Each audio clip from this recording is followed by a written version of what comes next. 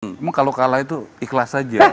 Enggak, Kalau kalah kalau itu udah- memang Oke, udah, berat, silakan, Ara. ya, gitu. Kalau belajar negarawan itu pernah menang, pernah kalah. Pak Prabowo itu berapa kali Nggak kalah? usah terlalu songong lah. Ya. Nggak usah terlalu songong Udah, lah. biar Bung Deddy Emang arah itu dulu, selesai dulu. Nggak, dari Kok tadi begitu? songong melulu lu soalnya.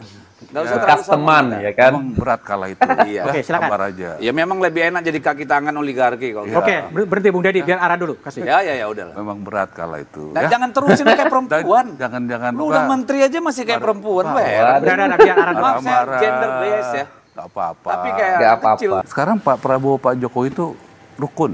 Rukun. Ada yang nggak suka rukun. Ada yang mau memisahkan, ada. Nggak happy kalau Jokowi Prabowo itu rukun. Ya. Iya. Tapi Pak Prabowo bilang sama saya sama Pak Jokowi juga satu matahari, Mas Ara. Matahari aja Prabowo. Begitu. Iya. Kita di Jakarta sementara ini di bawah kok. Iya. Terima kok.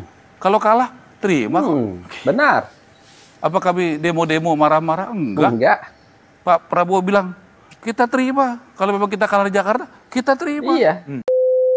Oleh quick count, tapi penghitungan manual berjenjang. Ya kan? Jadi di seluruh tahapan itu kita harus fight.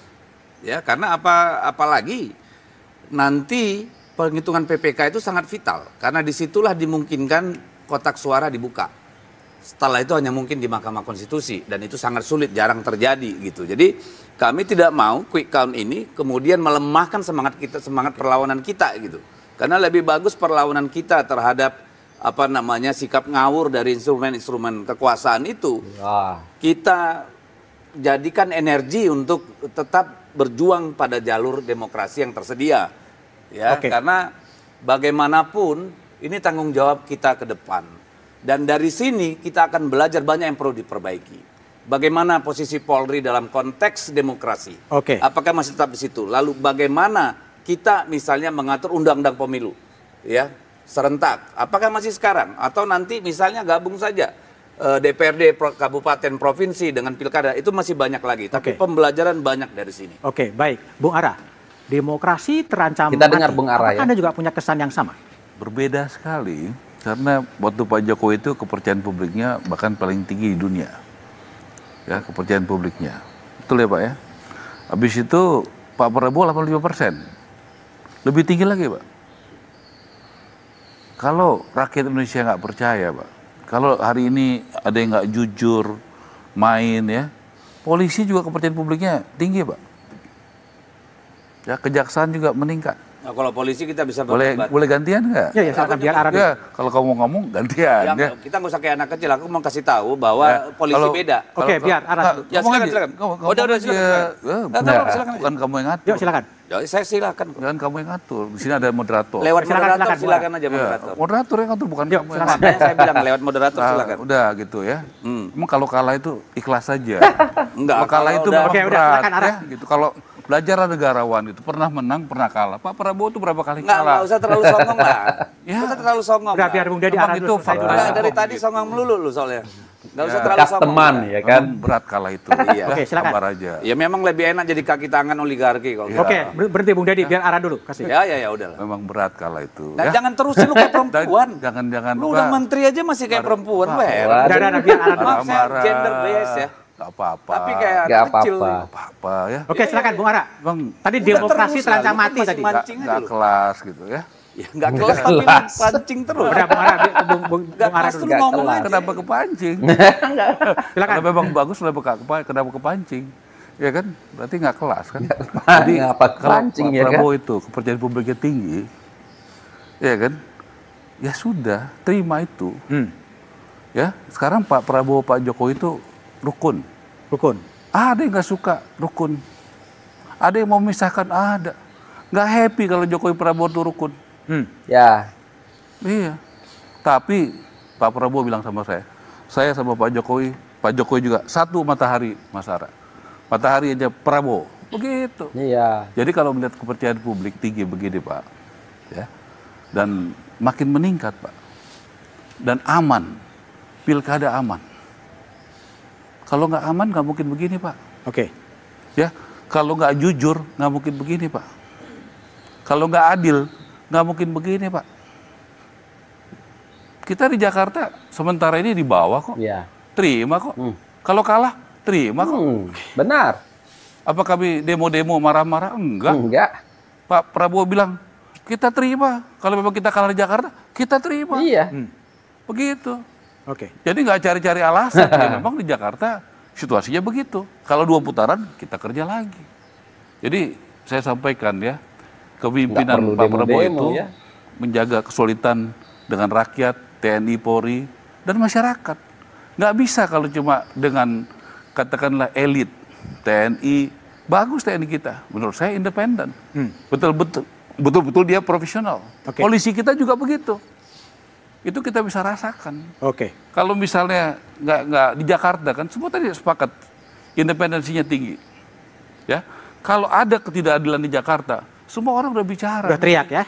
Udah apa? Ya, benar. Udah teriak. Kompas paling duluan lah. Oke, baik. Kompas kan kalau ada apa-apa, Oke, sebentar. Kompas ke Edi dulu ya. Sebelum ke situ, saya harus ngomong dulu. Kompas juga paling Masih jawab dulu. paling duluan tinggi kan gitu. Oke, baik. Saya ke Mas Edi dulu ya.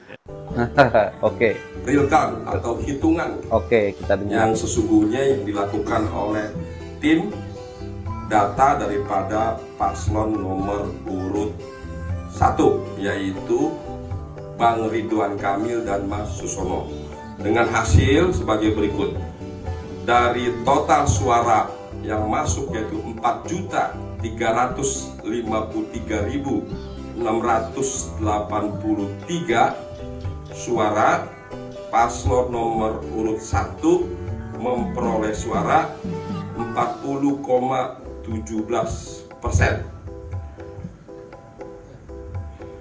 Dengan perolehan suara 1.748.714. Paslon nomor 2 10,55% dengan perolehan suara 459.475.000. Kemudian paslon nomor urut 3 dengan perolehan 2.145.494.000 dengan perolehan 49% Wah, atau 49,28%. wah 2 putaran nih guys. Termasuk sudah mencapai 99,9%. Berdasarkan data yang masuk kami miliki bahkan C1 yang kami terima dan kami input, maka dengan ini kami menyampaikan hasil input data yang kami terima menyatakan bahwa Pilkada serentak 2024 di DKI Jakarta akan berlangsung 2 Iya. Aku yakin 2 putaran. Soalnya nih real count daripada kami minta kepada KPU, Bawaslu, DKPP agar melaksanakan tugasnya melakukan perhitungan suara apa adanya secara profesional agar tidak ada hasil suara yang dirubah. Jadi kami minta inilah hasil yang telah kami input berdasarkan perolehan suara yang ada. Dan untuk itu juga kami minta kepada seluruh jajaran partai pendukung, ormas pendukung maupun relawan pendukung untuk terus bekerja mengawal proses daripada perhitungan suara di tingkat kecamatan atau PPK, kabupaten kota sampai dengan provinsi secara baik, seksama dan menjaga kondusivitas daripada proses perhitungan suara. ya. Agar terjaga kedamaian dan juga demokrasi yang beradab. Ya, jadi Aku yakin minta 2 putaran itu, ya guys. Kami minta seluruh jajaran agar tenang, sabar, kita optimis bahwa ini bagian dari sebuah proses perjuangan yang harus kita lalui, dan insya Allah nanti di putaran kedua kita yakin dengan kebesaran Allah Subhanahu wa Ta'ala, Tuhan yang Maha Kuasa, dengan niat baik, ikhtiar yang kerja keras kita akan memperoleh kemenangan di Ya. Amin. Saya kira itu, teman-teman, terima kasih. Nah, Closing statement saya, saudara-saudara, ini dengar ya dengan guys. hormat, himbauan Egy langsung Sujana. kepada Prabowo, anggaplah ini seruan terbuka, Pengen atau ketemu Prabowo ya. surat terbuka secara elektronik lewat podcast ini. Kapan presiden bisa menerima kita ini kaum oposisi ini. Gitu. Ini permintaan apakah kalau susah ketemu presiden, bagaimana kita mau percaya lagi rakyat gitu. Nah, kalau Makanya. Pak Bitor, anak buahnya banyak yang jadi wamen sekarang kan. Itu ada yang juga dekat sama orang Prabowo ya. Kita tahulah aktivis-aktivis sekarang gitu. Pada buka aksesnya Prabowo, terima kita karena kita masih percaya kepada Prabowo. Untuk supaya apa? Dibuktikan. Ya, supaya dia jadi percaya. Apalagi Prabowo sendiri sudah ngomong waktu pelantikannya selesai akan sikat koruptor, akan negakkan keadilan, hukum tidak boleh pandang bulu. Itu ada diucapkan Prabowo. Nah, kita mau ketemu Bapak Presiden Republik Indonesia yang ke-8, kapan terima kita? Waduh. Atau kalau kita ngajukan diri kan nggak elok juga sebenarnya Pak ya. Terus? Ya kita udah bikin podcast ini udah terang-terangan, udah tahu alamat kita, semua udah ngerti. Ya, oleh karena itu Pengen kita ketemu tunggu Prabowo ya. undangannya. Lebih elegan begitu. Ya. Berharap Kita diundang. menyampaikan gagasan, bukan minta-minta jabatan, minta proyek, bukan. Kita untuk Indonesia bertakwa. Indonesia bertakwa kepada Allah Subhanahu wa taala yang dipimpin oleh Presiden Prabowo. Namun bila Prabowo juga dalam waktu singkat ini tidak menjawab kita punya himbauan ini, ya sudahlah, mungkin berlaku adagium yang disampaikan oleh Rijal Fadilah, tidak percaya lagi. Sampai di sini selesai? Oke. Terima kasih saudara-saudara. Demikianlah, semoga ada manfaatnya buat rakyat Indonesia semua dan penegakan hukum untuk supaya Indonesia bertakwa kepada Allah Subhanahu wa taala. Assalamualaikum warahmatullahi wabarakatuh. Waduh. Oh. Egy Sujana, Setelah sekian lama kalian ya menjelek-jelekkan Prabowo, ya kan, menyerang Pak Prabowo, sekarang setelah Pak Prabowo menjadi presiden ya Anda berharap diundang oleh Pak Prabowo, ya kan. Aduh, kelompok-kelompok barisan-barisan sakit hati yang ya benar-benar tidak sembuh-sembuh ya. Tetapi Egy Sujana kalau saya lihat sekarang nggak pernah bergabung ke kelompok-kelompok pendemo yang ya emak-emak itu ya kan, dulu-dulunya iya kan selalu gabung. Tapi sekarang ya kayaknya mengasingkan diri ya kan.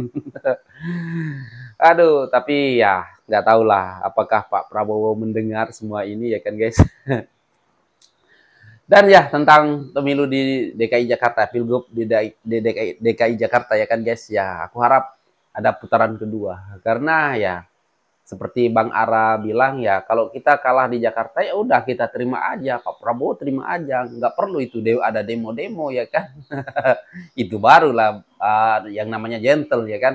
Ya kalah gitu ya kan. Kita nggak ribut, nggak war-war, merasa dicurangi gitu ya kan.